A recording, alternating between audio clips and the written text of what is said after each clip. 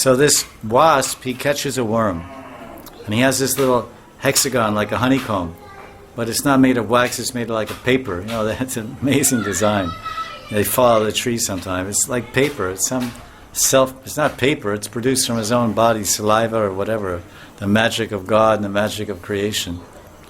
It's really, just take what we call a wasp's nest, the home of an insignificant insect, will just spin your mind forever. How is it possible? He didn't go to college. He didn't study engineering.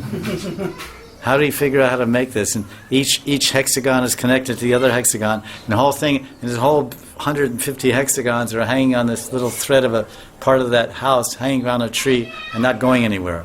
What kind of super glue is that? What kind of super glue is that? What kind of contact cement? What is that? That's Bhagavan. That's not Fevicol. That's Bhagavan coal.